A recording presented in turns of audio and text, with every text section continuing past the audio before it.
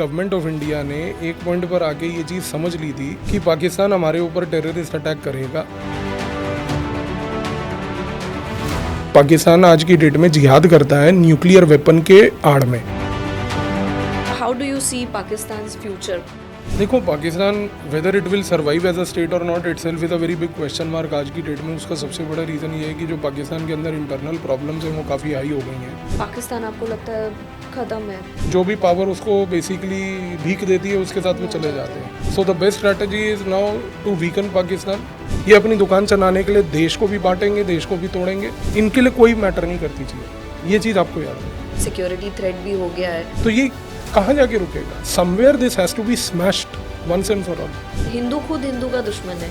तो इश्यूज़ हैं, चैलेंजेस हैं कंट्री के लिए भी और इंटरनेशनल लेवल पर भी, वर्ल्ड कम्युनिटी के लिए भी काफ़ी चैलेंजेस हैं, नो डाउट।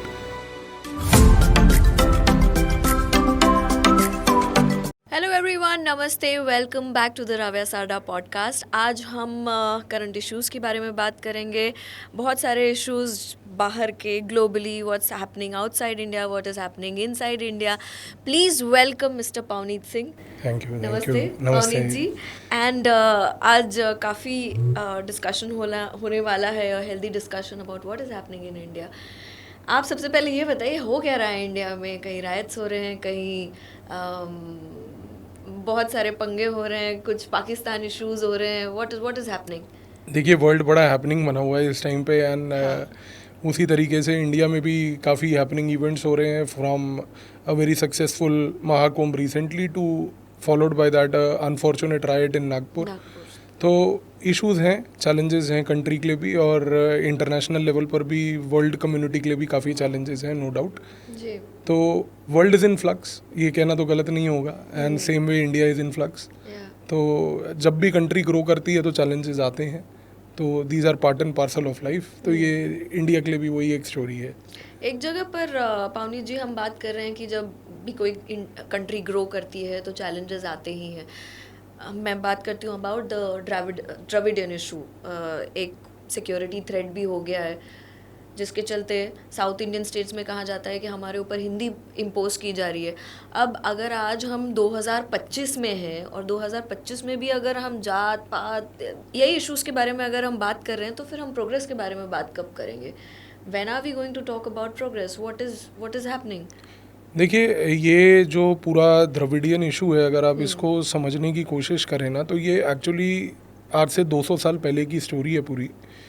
हुआ क्या था कि जब यूरोप में पूरा एक इनलाइटनमेंट चल रहा था, तो यूरोप के इनलाइटनमेंट मूवमेंट के दौरान जो ब्रिटिश थे वो हमेशा ये कहते थे कि देखिए, हमारे पास तो एक बहुत बड़ा माइटी ब्रिटिश एम्पायर है, and they used to arrogantly say कि the sun never sets on the British empire also. That's also because the god never trusted them in dark. But ये बात ज़रूर थी कि ब्रिटिश के पास हमेशा ये कहने की बात थी कि we have a British empire. French अपने आप को कहते थे कि देखिए, हमारे पास रेनेसां है, हम लोग रेनेसांस के कल्चर से आए हैं। इटालियंस इनफैक्ट उस समय जो थे वो हमेशा ये कहते थे कि हमारा तो एंशंट जो है Roman empire, we have that antiquity वाला रोमन एम्पायर अपना। प्रॉब्लम ये थी कि इनलाइटनमेंट के टाइम पे, क्योंकि एक पैरेलल लेवल पर यूरोप में इंडस्ट्रियल रेवोल्यूशन भी चल रहा था, तो इंडस्ट्रियल रेवोल्यूशन के टाइम पे एक अदर कंट्री भी थी जो इंडस्ट्रियलाइज कर रही थी, विच वॉज जर्मनी। और जर्मनी के पास अपनी कोई आइडेंटिटी नहीं थी। इनफैक्ट अगर आप फ्रेंच को देखो, अगर आप उसके बाद लेट से ब्रिटिश को देखो, या आप इटालियंस को देखो, इन तीनों कंट्रीज़ की जितनी स्कूल बुक्स हुआ करती थी उस टाइम की, उस समय भी ये लोग जर्मनी को बारबेरिक कंट्री कहते थे। ये कहते थे कि जर्मनी में बारबेरिक लोग रहते हैं। तो जर्मनी को एक बहुत बड़ा सीवियर आइडेंटिटी क्राइसिस हुआ था, और क्योंकि जर्मनी को एक आइडेंटिटी क्राइसिस था, तो जाहिर सी बात है कि वो उससे बाहर आना चाहती थी। उसी समय क्या हुआ कि जब ये एनलाइटनमेंट चल रहा था, तो ब्रिटिश ने जब वो इंडिया में आए तो they happened to discover the Sanskrit language. तो जब उन्होंने संस्कृत लैंग्वेज को भी डिस्कवर किया और संस्कृत को पढ़ना शुरू किया, तो Sanskrit went to Europe also. मतलब यूरोपियंस जो थे उन्होंने भी संस्कृत में काफ़ी इंटरेस्ट शो किया। And Germans specifically played a very important role, क्योंकि जब जर्मन्स ने देखा संस्कृत की डिस्कवरी को, तो जर्मन्स ने उसी संस्कृत को पकड़ के पढ़ना शुरू किया। और जर्मन्स को एक चीज़ ये समझ आई कि ये जो संस्कृत है, ये संस्कृत से हमारे को हमारी आइडेंटिटी मिलेगी। उन्होंने क्या किया कि उस समय संस्कृत के स्कॉलर्स क्रिएट किए, कुछ लोग जिन्होंने संस्कृत सीखी।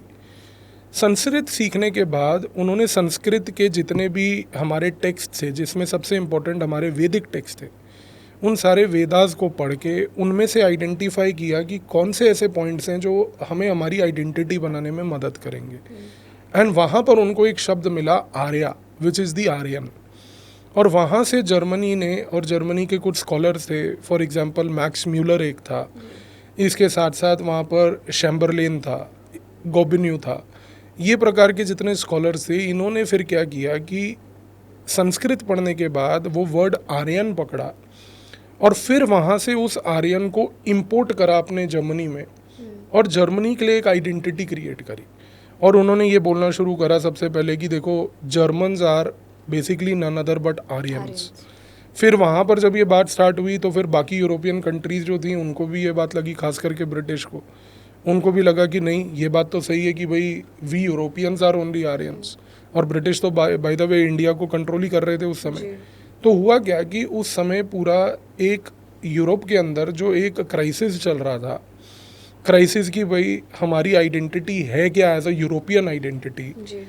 तो यूरोपियंस को ये लगा कि भाई हम अपनी वाइट सुप्रीमेसी को प्रमोट करने के लिए और वाइट सुप्रीमेसी को बढ़ाने के लिए इस आर्यन आइडेंटिटी का सहारा लेते हैं। तो जर्मनी ने वो आर्यन को यूज़ किया, जर्मनी ने वो आर्यंस का प्रयोग करके अपनी जर्मन आइडेंटिटी बनाई, which was an Aryan identity that had its manifestation in the form of Nazism at the end of it. लेकिन जर्मनी ने संस्कृत का प्रयोग, आर्यन शब्द का प्रयोग अपनी आइडेंटिटी के लिए किया और अपनी आइडेंटिटी बनाकर अपने आप को यूरोप में प्लेस किया बाकी कंपेटिटर्स के सामने कि this is how we are going to exist. But the problem got aggravated because of the British. British ने एक माइथोलॉजिकल थ्योरी कंसेप्चुअलाइज करी based on this term Aryan. उन्होंने बहुत पैसा खर्चा किया, उन्होंने खर्चा करके पैसा ये किया कि एक थ्योरी कंसेप्चुअलाइज करी which is today called as the Aryan invasion theory. तो उन्होंने ये बात बोली कि देखिए, हमें ये जो आर्यन शब्द है, संस्कृत है, हमें इसको क्लेम करना है। उनका ऑब्जेक्टिव ये था। क्लेम क्यों करना है? उसका रीज़न ये है कि भाई यूरोपियंस ने जब संस्कृत को डिस्कवर किया, जब संस्कृत टेक्स्ट को डिस्कवर किया ना, उस समय उनको एक इनसिक्योरिटी ये हो गई थी कि भाई how can a country like India produce this magnificent level of literature? How can India basically have this magnificent language called Sanskrit? तो वो इस इनसिक्योरिटी में मतलब डर रहे थे, मर रहे थे उससे। तो उन्होंने उस इनसिक्योरिटी को ओवरकम करने के लिए वो पूरी की पूरी, मतलब आप सोचिए कि संस्कृत और आर्यन को इंपोर्ट करके अपना कॉन्सेप्ट बना लिया। और फिर ये मैन्युफैक्चर हुई एक आर्यन इन्वेजन थ्योरी कि आर्यंस जो हैं सेंट्रल एशिया, यूरोप के कुछ हिस्सों से चल के इंडिया गए थे और उन्होंने, आर्यंस ने जाकर इंडिया को इन्वेड किया। अच्छा, और सबसे बड़ी ब्यूटी आप देखो कि आर्यन इन्वेजन थ्योरी में एक पॉइंट ये बोला जाता है कि सिर्फ आर्यंस जो हैं वो यूरोप से चल के इंडिया नहीं आए, बल्कि वो इंडिया जब आए तो इन सो कॉल्ड यूरोपियन आर्यंस ने इंडिया में आकर यहाँ पर बैठ के वेदास लिखे। तो इनका लॉजिक ये है कि देख, हाँ, तो इनका लॉजिक ये है कि जो हमारा ऋग्वेद है, सामवेद है, यजुर्वेद है, अथर्ववेद है, इनका बेसिकली हिंदुइज्म से कोई नाता ही नहीं है। ये यूरोपियन प्रोडक्ट्स हैं। Sanskrit is a language which is a gift of the Europeans. What lame thing to say. And you know, it's not just a lame thing. आप इस चीज़ को सोचो कि ये आर्यन इन्वेजन थ्योरी को इंडिया में रोमिला थापर से लेकर इरफान हबीब जैसे जो historians, so called, I don't call them historians, they are more of distortians, you know, which are there, क्योंकि इन लोगों ने उसी एजेंडा को आगे बढ़ाया है। इनकी लिखी हुई टेक्स्ट बुक्स हमारे बच्चे आज भी पढ़ रहे हैं और आज की डेट में भी हमारे बच्चों को यही सिखाया जाता है कि इंडिया में आर्यन इन्वेजन हुआ था। So this is the fraud that they have committed on the, you know, humanity पर से, I would say this is a crime against humanity. ये चीज़ एक तो हुई सबसे पहले। अच्छा, जब ब्रिटिशर्स ने ये आर्यन इन्वेजन का मिथ पूरा क्रिएट किया, एंड सबसे बड़ी ब्यूटी आप देखो, आप कह रहे हो कि आर्यन जो है समवेयर इन यूरोप से या सेंट्रल एशिया से चलकर इंडिया आए। इतने साल हो गए, 200 साल हो गए इस आर्यन इन्वेजन थ्योरी को आए हुए, इतने मिलियंस ऑफ डॉलर्स आपने लगा दिए, लेकिन आज तक आपके पास प्रूफ नहीं है कि आर्यंस का एग्जैक्ट ओरिजिन ही क्या था। मतलब आप सोचो कि जब आप एक फॉल्सहुड पे काम करते हो तो वो झूठ ही निकलता है। दूसरी चीज़ देखो क्या हुई, ब्रिटिशर्स जब इंडिया में आए ना, तो इंडिया में आके उन्होंने इस आर्यन थ्योरी के साथ दो चीज़ें करी। उन्होंने नॉर्थ इंडिया में जाकर नॉर्थ इंडियन लोगों को ये बात बोली कि भाई आप तो आर्यंस हो और हम यहाँ पर जो आपके ऊपर आए हैं कंट्रोल करने आपको, हम आपको जो कॉलोनाइज करने आए हैं ना, that is actually a rediscovery. तो उन्होंने अपने कॉलोनियलिज्म को जस्टिफाई करने के लिए ये बोला कि your colonialism is not colonialism, your colonialism is actually a rediscovery. मतलब we are connecting back to our brothers. आप हमारे गुमराह हुए हुए कुंभ के मेले में खोए हुए भाई हो, तो हमें आप दोबारा से मिल गए, तो now we have come with a civilizing mission for you. इतनी बड़ी आइडेंटिटी क्राइसिस आप की सोचिए। वजह से ये सब मतलब आप कर रहे हो and you are spending millions. अभी ये गेम यहाँ नहीं ख़त्म होता। आप ये देखो कि जब ये लोग आए, जब इन्होंने ये नॉर्थ इंडिया में नरेटिव चलाया कि we have rediscovered you, therefore we are going to civilize you, यहाँ पर कंसेप्चुअलाइज हुआ जो आज की डेट में हम पढ़ते हैं the white man's burden theory, कि एक वाइट मैन है, वाइट मैन का एक बर्डन है कि पूरे वर्ल्ड को उसको सिविलाइज करना है। तो ये वाइट मैन बर्डन थ्योरी यहाँ से कंसेप्चुअलाइज हुई। सबसे बड़ी ब्यूटी आप देखो कि जब नॉर्थ इंडिया में ब्रिटिश ये कर रहे थे, इनका एजेंडा साउथ इंडिया में बिल्कुल अलग था। और इनका एजेंडा जो साउथ इंडिया में था, उससे ये टर्म निकला what is today known as the divide and rule policy. क्यों? एक जगह पर नॉर्थ इंडिया में आप लोगों को बोल रहे हो कि आर्यन हो आप, हम आर्यन आइडेंटिटी के लोग हैं, हमने आपको रिडिस्कवर किया। इन्होंने साउथ इंडिया में अलग गेम खेला। साउथ इंडिया में जाकर इन्होंने वहाँ पर लोगों को भेजा और लोगों को भेज के ये बात बोलनी शुरू कर दी कि देखो आप साउथ इंडियंस जो हो, आप द्रविडियंस हो, आपका जो द्रविडियन कल्चर है जो हिस्टोरिकली रहा है वो नॉर्थ इंडियन से अलग है। और यहाँ पर क्या हुआ कि इन्होंने सिर्फ ये बात नहीं बोली कि द्रविडियन कल्चर अलग है, इन्होंने सबसे पहले ये किया कि साउथ इंडिया में जितनी लैंग्वेजेस थी, Tamil, Telugu, Malayalam, all these languages, इन्होंने सारी इन लैंग्वेजेस को पकड़ के बोला कि देखो आपकी जितनी भी ये साउथ इंडियन लैंग्वेजेस है ना, ये लैंग्वेजेस अलग हैं। अच्छा। ये नॉर्थ की लैंग्वेजेस से अलग हैं। हाँ। तो आइडिया क्या था? Divide and rule. आइडिया ये था कि नॉर्थ और साउथ में एक डिवाइड पैदा करो। अच्छा, हुआ क्या? यहाँ पर ये डिवाइड एंड रूल पॉलिसी जो मैनिफेस्ट हुई, इसके 3 स्टेजेस थे। उसके पहले स्टेज में क्या था कि इन्होंने एक नरेटिव क्रिएट किया जिसमें इन्होंने गेम ये खेला कि हम एक ऑपरेस्ड क्लास बनाएंगे, एक ऑपरेसर क्लास बनाएंगे, और फिर जो ये ऑपरेस्ड विक्टिम है इसको इतना विक्टिमाइज करके शो करेंगे कि इसको कल को हम मैनिपुलेट कर पाएँ। अब आप गेम देखो कैसे हुआ। साउथ इंडिया में ब्रिटिश गए, साउथ इंडिया में जाके लैंग्वेजेस के बेसिस पे पहले उनको बोला कि आपकी लैंग्वेजेस अलग हैं, फिर इन्होंने दोबारा शुरू कर दिया बोलना इन लोगों को साउथ इंडिया के कि आपकी सिर्फ द्रविडियन लैंग्वेजेस अलग नहीं है, बल्कि आप एक चीज़ को समझो कि आप द्रविडियंस ऑपरेस्ड लोग हो। आपको ऑपरेस कौन कर रहा है? नॉर्थ के लोग। नॉर्थ के लोग कौन है? आर्यंस। तो आपको नॉर्थ के आर्यंस जो हैं वो ऑपरेस कर रहे हैं। इनके मन में ये जहर भर दिया। और सबसे बड़ी बात, ये सिर्फ यहीं तक नहीं रुके। इन्होंने जब ये बात बोली कि वो नॉर्थ के आर्यंस आपको ऑपरेस करके सप्रेस कर रहे हैं, फिर इन्होंने तीसरा पॉइंट एग्जीक्यूट करा, मतलब विक्टिम को इतना विक्टिमाइज कर दो कि विक्टिम को मैनिपुलेट करना आसान हो। फिर इन्होंने जब देखा कि विक्टिम के अंदर एक प्रकार का लाइक जो द्रविडियन है उनके अंदर एक इनसिक्योरिटी पैदा हो गई कि why are the Aryans oppressing us. इसके बाद इन्होंने आर्यंस को ये जो द्रविडियन है उनको बोलना शुरू कर दिया कि अरे भाई तुम लोग तो एक्चुअली क्रिश्चियनिटी से ज़्यादा क्लोज हो, तुम लोग तो क्रिश्चियन किंगडम के ही बिखरे हुए लोग हो यहाँ पर, so you must convert to Christianity. तो इनका ऑब्जेक्टिव उस समय से ये था कि इवेंजलिकल जो प्रोसेसेस हैं उनको साउथ इंडिया में चलाओ। साउथ इंडिया में लोगों को ये बोलो कि Dravidian culture is different from the Aryan culture. South India में लोगों को बोलो कि Dravidians are closer to Christians, और इनको फिर क्रिश्चियनिटी में कन्वर्ट कर दो। आज की डेट में आप देखो सारे हिंदू नेम्स लेके लोग क्रिश्चियन बने हुए वहाँ पर घूम रहे हैं। सबसे बड़ी बात। अच्छा, दूसरी चीज़ देखो, जब ये नरेटिव इन्होंने साउथ में स्टार्ट किया कि Dravidians are different, Dravidians must convert to Christianity, इसको एग्जीक्यूट करने के लिए इन्होंने गेम खेली। फिर गेम क्या खेली?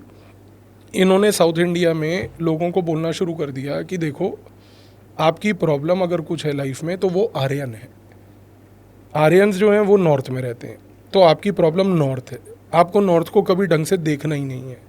फिर इन्होंने बोला कि देखो अगर आपकी प्रॉब्लम आर्यंस हैं जो नॉर्थ में रहते हैं तो आपकी प्रॉब्लम इससे और डीपर निकलती है। अब लोगों ने, द्रविडियंस ने पूछा और डीपर कैसे? तो इन्होंने कहा कि देखो आर्यंस ने क्या क्रिएट किया है? संस्कृत। तो आर्यंस की लैंग्वेज अगर संस्कृत है तो आपको संस्कृत को अपोज करना है, और संस्कृत का डेरिवेटिव क्या है? हिंदी। तो अगर आप संस्कृत को अपोज करोगे तो आप हिंदी को अपोज करो। तो इनके मन में ये सीड की हिंदी को अपोज करना है, ये ब्रिटिश ने डाला, जो आज तक मैनिफेस्ट करता है। फिर दूसरा क्या हुआ, इन्होंने कहा कि सिर्फ आपको संस्कृत और संस्कृत के साथ लिखे हुए वर्ड जो हिंदी उसका डेरिवेटिव है उसको अपोज नहीं करना, आपको यहाँ पर एक और चीज़ अपोज करनी है। आप एक चीज़ को समझो, संस्कृत में आर्यंस का सबसे इंपॉर्टेंट टेक्स्ट क्या है, वेद, तो आपको वेदास को भी अपोज करना है। जब इन्होंने वेदास को अपोज करने की बात करी तो यहाँ पर सीड किया डालना शुरू कर दिया कि आप जो है सनातन धर्म के खिलाफ बोलो। और चौथी चीज़ देखो, इन्होंने ये फिर बोला कि संस्कृत अगर आर्यंस की लैंग्वेज है और संस्कृत में वेदास लिखे हुए हैं और वेदास अगर आज की डेट में सनातन धर्म के वो बेसिकली टेक्स्ट हैं, तो आपका एनिमी सिर्फ संस्कृत नहीं, उसका डेरिवेटिव हिंदी नहीं और सिर्फ वेद नहीं, सनातन धर्म है। इसी रीज़न से आप देखो कि ये पॉइंट बोलने से उनको क्रिश्चियनिटी में कन्वर्ट करने में आसानी हुई, क्योंकि जब आपने उनको बोल दिया कि योर एनिमी सनातन धर्म, यू एम्ब्रेस क्रिश्चियनिटी। इसी रीज़न से आज की डेट में ये सारे क्रिश्चियन बने घूमते हैं वहाँ पर। तो यहाँ पर चीज़ को समझने की कोशिश कीजिए आप कि ये जो सीड था हिंदी को लेके, ये जो सीड था आज की डेट में लैंग्वेज को लेकर या फॉर दैट मैटर सनातन धर्म को लेकर, ये यहाँ से मैनिफेस्ट किया। आप इसी रीज़न से देखिए कि आज की डेट में साउथ इंडिया में, तमिलनाडु के अंदर आप आज की डेट में इरेडिकेट सनातन धर्म टाइप की कॉन्फ्रेंस कर सकते हो। आपकी हिम्मत है तो करके देखो नॉर्थ में। ये प्रॉब्लम है, मतलब आप एक कॉन्फ्रेंस को सपोर्ट कर रहे हैं which is titled as eradicate Sanatan Dharma. आप इस चीज़ से अंदाज़ा लगाइए कि इनके मन में जहर कितना भर दिया गया है over a period of time. तो ये ब्रिटिश की पूरी जो चाल थी to create a divide and rule, and divide and rule was not only between the north and the south, but this divide and rule was between basically the Dravidians versus the Aryans. तो ये चीज़ British की contribution जो थी वो छोड़कर हमारे लिए गए when we became, they are very successful. आज की डेट में हिंदी इम्पोजिशन की जो बात हो रही है, ये क्या है, ये नफरत है। अब आज भी 2025 में भी अगर see there is no issue of Hindi imposition. The Hindi imposition is not an issue. The issue is your hatred towards the North. Issue is not your Hindi. Issue is your hatred towards Delhi. Issue is this. Issue is your hatred towards Hinduism. Your Sanatan Dharma. ये problem है। But कितना आसान है ना, आपने एक crack देखा, आपने एक दरार देखी। देखो ये 200 साल लगे ब्रिटिश को करने में, एंड थैंक्स कि भाई ब्रिटिश के जाने के बाद हमने 70 साल इसको और नर्चर किया आगे जाकर। तो ये 270 साल का प्रोजेक्ट है, ये अब 2 साल के अंदर अंदर अंडू नहीं हो सकता। ये प्रॉब्लम समझनी है हमें। बट भारत में आज भी आप भाषा के बेसिस पे आप आज भी अलग कर सकते हो। आप भाषा के बेसिस पे अलग कर सकते हो, आग लगा सकते हो, जला सकते हो, तबाह कर सकते हो, राइट्स कर सकते हो, जो करना करो। ये सीड वो बो गए, हमने नर्चर करके उसको अभी तक रखा। हमारी यूनिटी को चैलेंज नहीं करता है फिर। और क्या है ये, it is an upfront challenge to the unity, integrity and territorial integrity also of India. तभी तो आप देखो कि आज की डेट में ये साउथ इंडियन स्टेट्स इस तरीके की भाषा यूज़ करते हैं कि भाई अगर हिंदी इम्पोजिशन नहीं रुकी तो we will create United States of South India, we will secede from the Union of India. ये इशू है। पर अगर जैसे अभी ये लोग हिंदी को बार बार रिजेक्ट कर देते हैं तो फिर ये दूसरे स्टेट्स के लिए भी वार्निंग नहीं है? बिल्कुल है। आज अगर आप हिंदी को लेके ये चैलेंज क्रिएट कर रहे हो क्योंकि आपके मन में ये जहर भरा हुआ है, कल को ये दूसरे स्टेट्स के लोग भी उठाएंगे। कल को पंजाबी स्पीकिंग पॉपुलेशन भी यही कहेगी कि भाई हम तो पंजाबी बोलते हैं, मैथिली स्पीकिंग वाले कहेंगे कि हम तो मैथिली बोलते हैं। तो ये कहाँ जाके रुकेगा? Somewhere this has to be smashed once and for all. It has to be taken at the head directly. But ये साउथ इंडिया में आप बताइए पावनी जी, ये सेपरेटिस्ट सोच बढ़ नहीं रही इस वजह से? बिल्कुल बढ़ रही है, क्यों नहीं बढ़ रही है? आप इस चीज़ को देखिए कि आज की डेट में ये जो पॉइजन है सेपरेटिज्म का, हिंदू को लेके, हिंदी को लेके, सनातन धर्म को लेके, लैंग्वेज को लेके, ये हर जगह मैनिफेस्ट करता है। आप आज की डेट में इंस्टाग्राम खोल के देखेंगे तो वहाँ रीलें आती हैं कि एक ऑटो ड्राइवर है, he is refusing to speak in Hindi और इंग्लिश। आपको सिर्फ कन्नड़ में बात करनी है। जब ये कन्नड़ कल को दिल्ली घूमने आएंगे, इनको बोलो आपको सिर्फ हिंदी में बात करनी है, वरना will throw you in the bus, बाहर नहीं निकलने देंगे तुम्हें, पड़े रहो बस के अंदर। फिर वहाँ पे where does this lead to? Why are we doing this? Question is this, why are we doing this?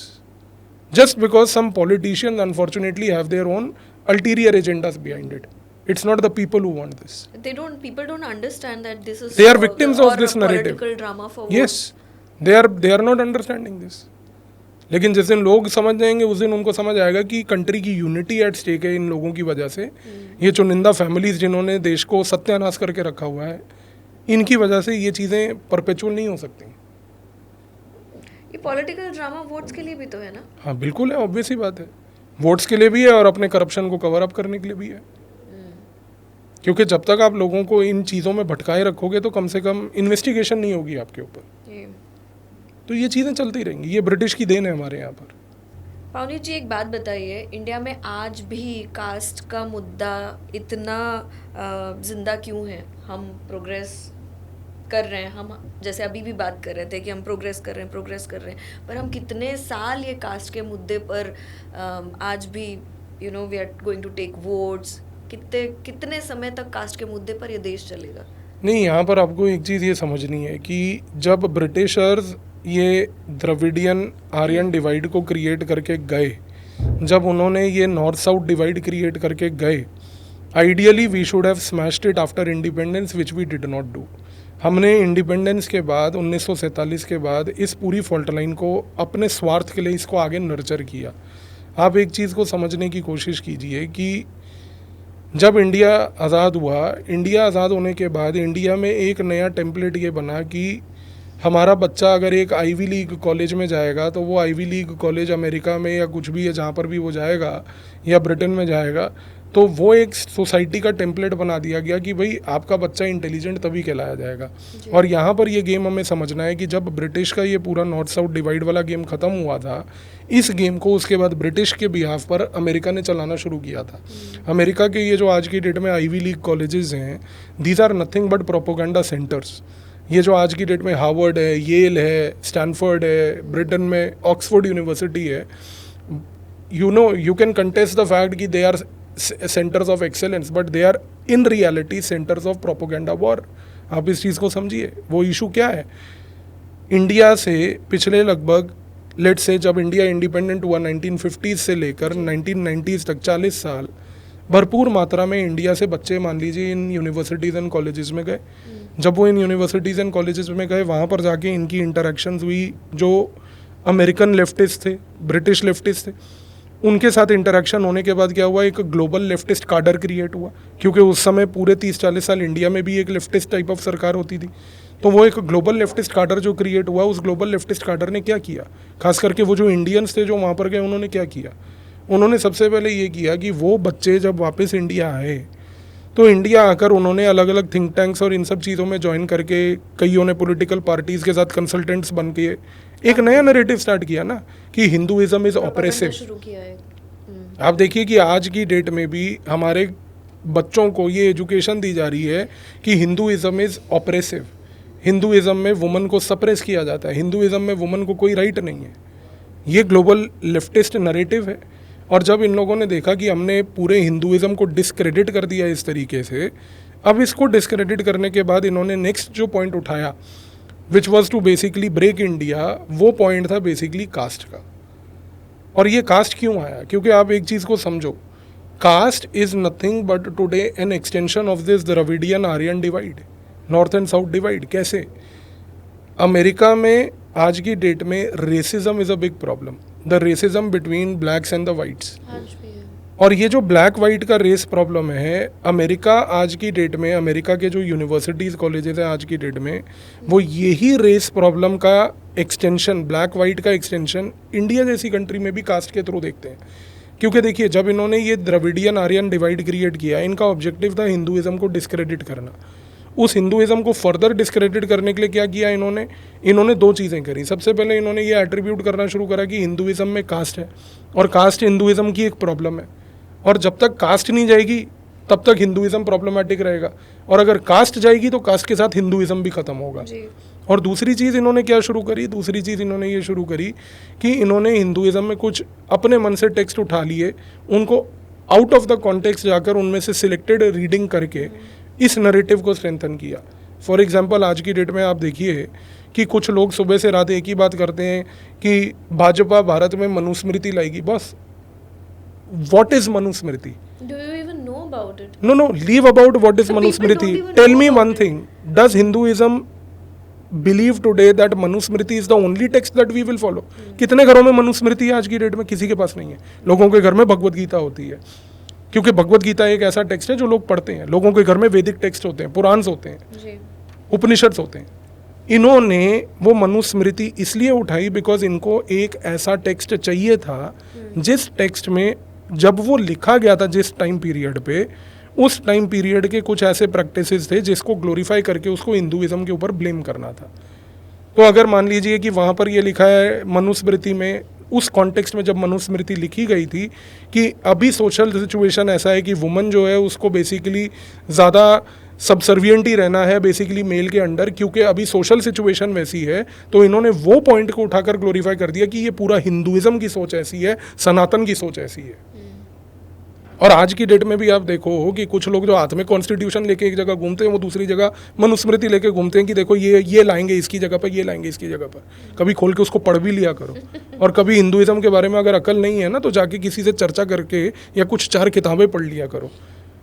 क्योंकि जब आप पढ़ोगे ना हिंदुइज्म और सनातन धर्म के बारे में, तो आपको ये बात मालूम चलेगी कि सनातन धर्म में there is no one text. That is the beauty of Sanatan Dharma. Sanatan Dharma is not like Christianity. Christianity में है एक टेक्स्ट की भैया हमारा बाइबल है, हम इसी को फॉलो करेंगे, हम इसके समय कुछ नहीं फॉलो करेंगे. सनातन धर्म की ये ब्यूटी है. This is the essence of that diversity of Sanatan Dharma. Upanishad, आपको जो पढ़ना है, जो जिस चीज़ से आपको बेसिकली मोक्ष प्राप्त होता है, लिबरेशन प्राप्त होती है, आपको सुख मिलता है, आप वो पढ़िए. बट यहाँ पर what is the logic of branding basically Manusmriti as the text responsible for Hinduism.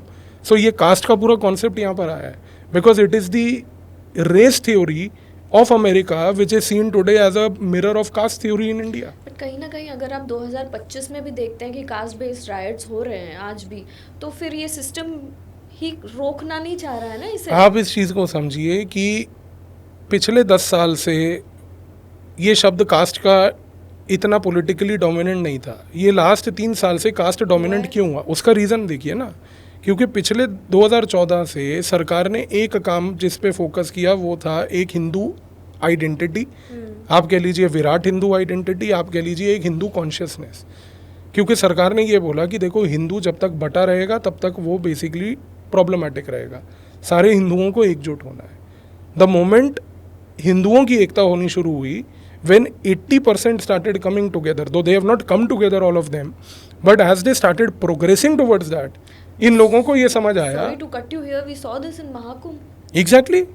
आप ये चीज़ को देखिए कि जब हिंदू एकजुट होना शुरू हुआ, irrespective of caste, class etcetera, irrespective of your economic status etcetera, उस समय एक चीज़ ये होने लगी कि इन लोगों को अब ये डर लगने लगा कि भाई अगर हिंदू ही एकजुट हो जाएगा तो हम हिंदुओं को ही तो बांट के गेम खेलते आए थे आज तक.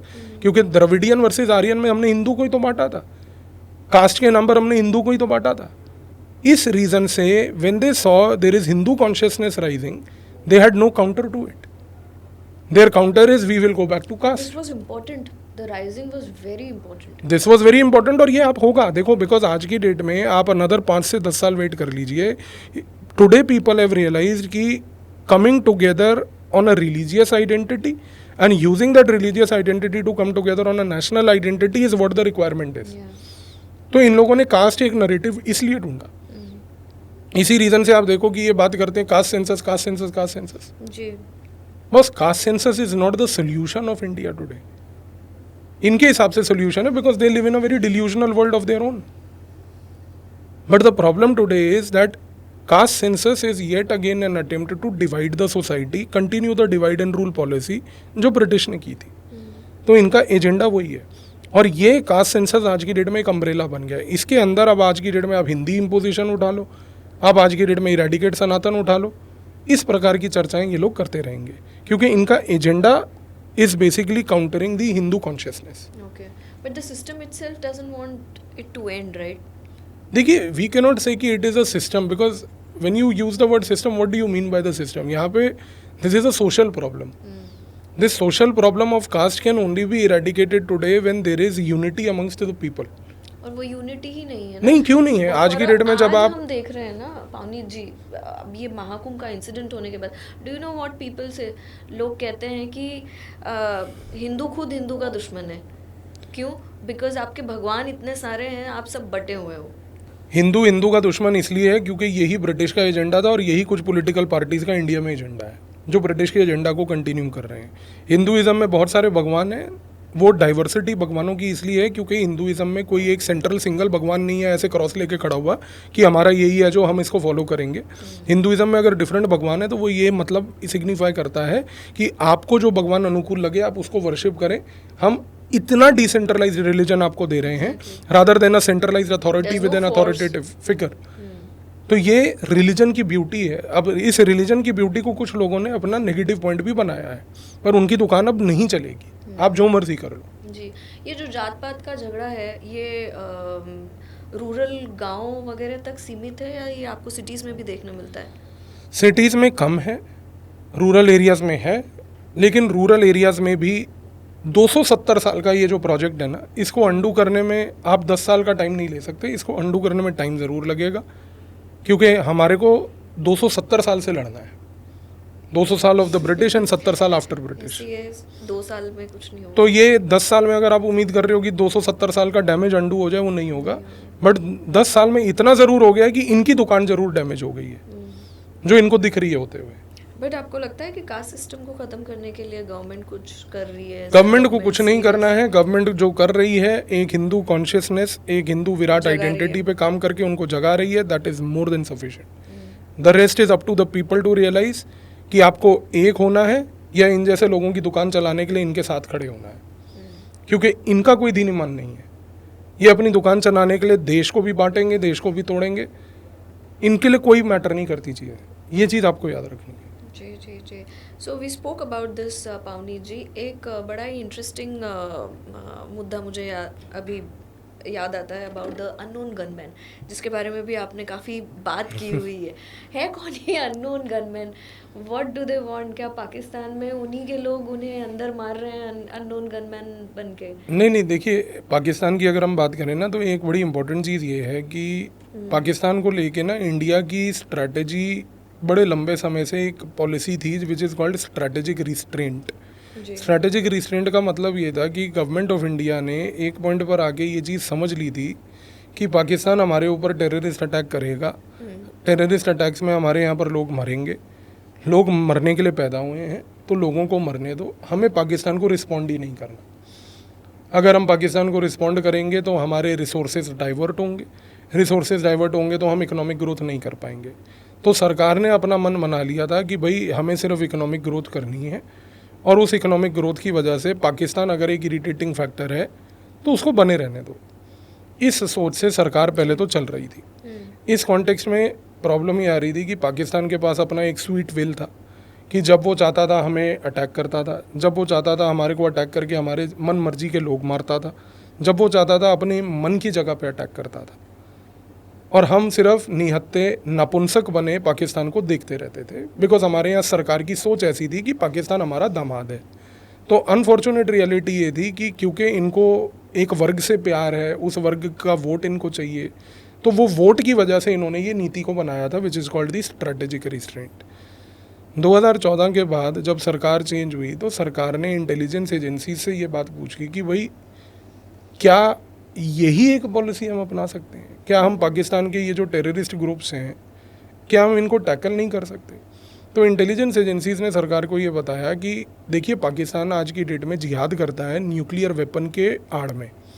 इसका मतलब ये है कि पाकिस्तान बार बार ये बोलता है इंडिया को कि देखो मैं तुम्हारे ऊपर जिहाद करूँगा, अपने टेररिस्ट ग्रुप्स भेजूँगा, अगर तुमने मेरे पे रिटेलिएट करने की कोशिश करी तो मैं तुम्हें न्यूक्लियर वेपन मार के तबाह कर दूँगा। जी।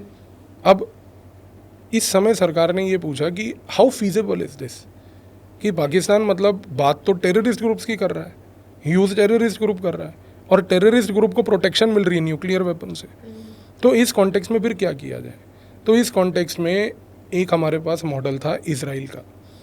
इजराइल ने इसी प्रकार के इशू को टैकल हिस्टोरिकली किया हुआ है, क्योंकि इजराइल के आसपास के जितने स्टेट्स हैं वो भी वही स्टेट्स हैं, और इजराइल में थैंकफुली किसी प्रकार की कोई वोट बैंक पॉलिटिक्स नहीं है। तो इजराइल ठोक के मारता है इन लोगों को, बुलडोज़र राज करता है इनके ऊपर, जो इनके साथ सोल्यूशन ज़रूरी है।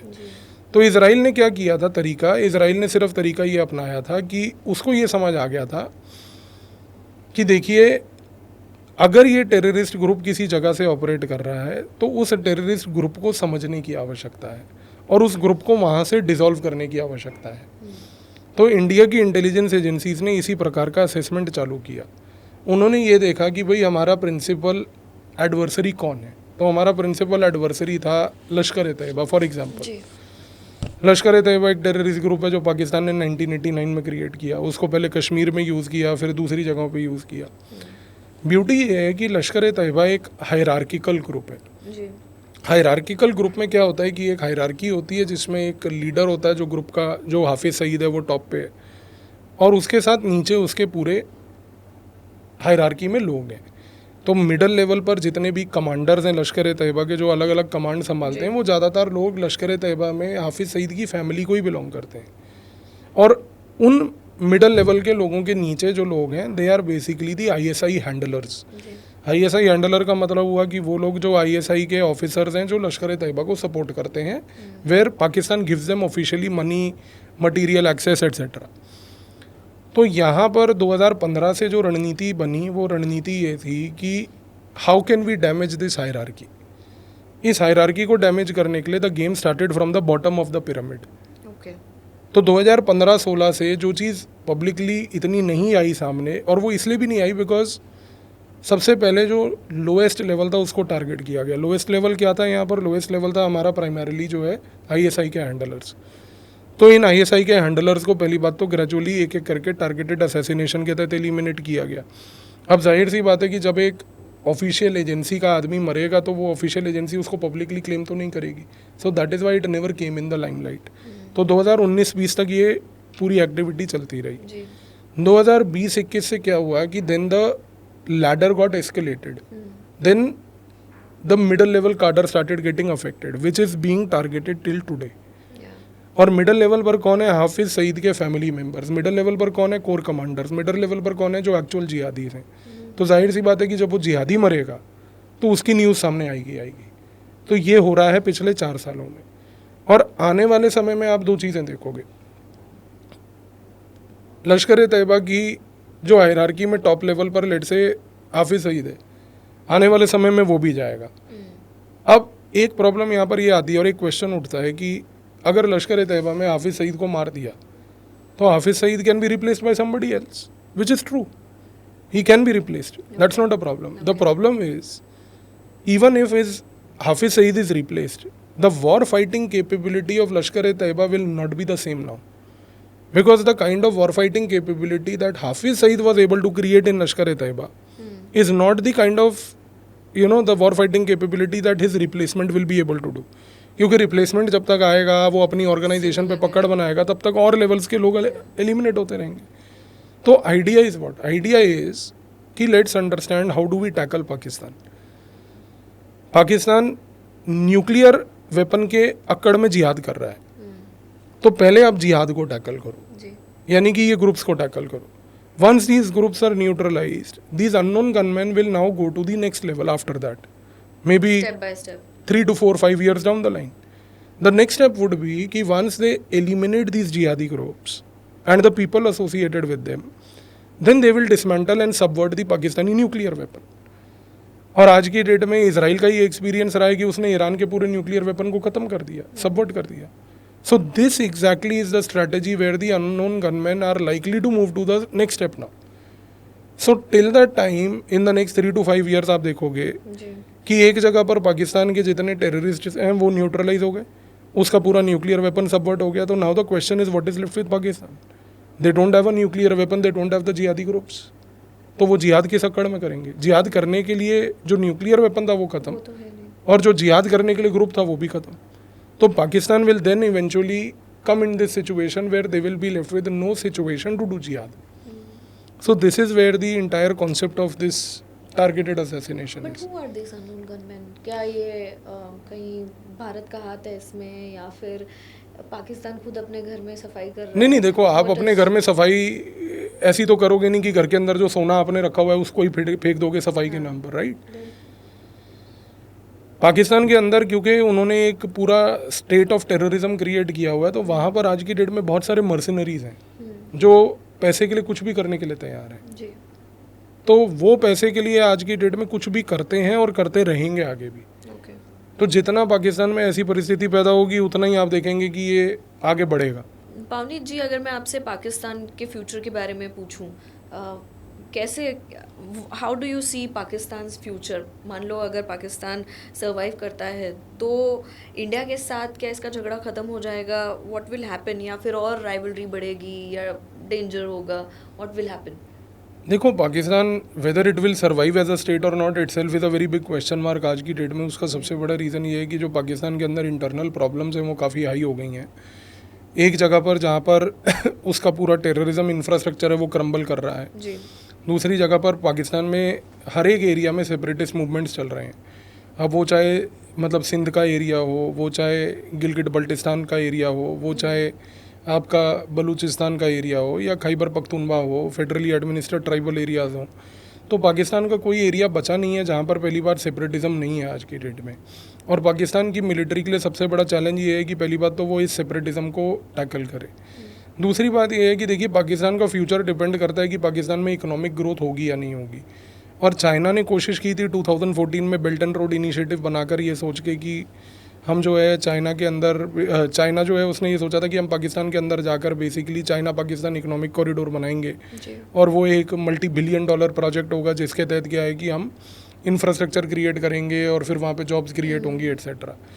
बट वो सब तब होगा जब वहाँ पर टेरिटोरियल लेवल पर स्टेबिलिटी होगी। कंसिडरिंग कि आज की डेट में पूरे पाकिस्तान की टेरिटोरियल इंटीग्रिटी ही एट स्टेक है, तो जाहिर सी बात है कि चाइना अभी एक पेशेंस के बेसिस पे सिर्फ ऑब्जर्व कर रहा है कि भाई किस हद तक मैं इस चीज़ को और सपोर्ट कर सकता हूँ। चाइना का जितना इन्वेस्टमेंट पाकिस्तान में था वो ऑलरेडी लॉसेस में है। जी। Time will not be very far away कि अगर एक भी एरिया पाकिस्तान में सिसीड करता है या टूटता है तो China will be the first country to back out कि भाई मैं अब इस कंट्री में इन्वेस्टमेंट नहीं करूँगा। कितना दिन करोगे आप? Exactly, because the issue is कि देखिए, आप किसी भी कंट्री में बिलियंस ऑफ डॉलर्स इन्वेस्ट तभी करते हो जब आपको पता है कि पॉलिटिकल लेवल पर स्टेबिलिटी है। और यहाँ पर एक जगह पर जब पॉलिटिकल लेवल पर स्टेबिलिटी तो छोड़िए, जब टेरिटोरियल इंटीग्रिटी नहीं बचेगी स्टेट की और एक भी एरिया सिसीड करता है तो that itself is a good signature to all investment communities including China, जी। जो उसका सो कॉल्ड आयरन ब्रदर है, कि वो वहाँ से चला जाए। बट प्रॉब्लम सिर्फ एक आती है कि if let's say Pakistan crumbles, there is a fear that Pakistan may become the next north Korea, क्योंकि then Pakistan will end up in becoming that global playground for all kind of dubious technologies. और China आज की date में सबसे ज़्यादा investment Pakistan में इसी level पर कर रहा है। वो चाहता है कि लॉन्ग रन में पाकिस्तान एक फील्ड स्टेट हो जाए नॉर्थ कोरिया की तरह, क्योंकि अब पाकिस्तान को बचाना पॉसिबल नहीं है। ओके। और अगर ऐसा होता है तो एक जगह पर चाइना के लिए नॉर्थ कोरिया और दूसरी जगह पर पाकिस्तान और बीच में इंडिया, तो ये इंडिया की सिक्योरिटी के लिए लॉन्ग रन में अच्छी चीज़ नहीं होगी, नहीं है। Because we will be the first victims of any such kind of security issues that may arise from Pakistan to overall region पर से। तो ये एक प्रॉब्लम लॉन्ग रन में हमेशा रहेगी। ओके।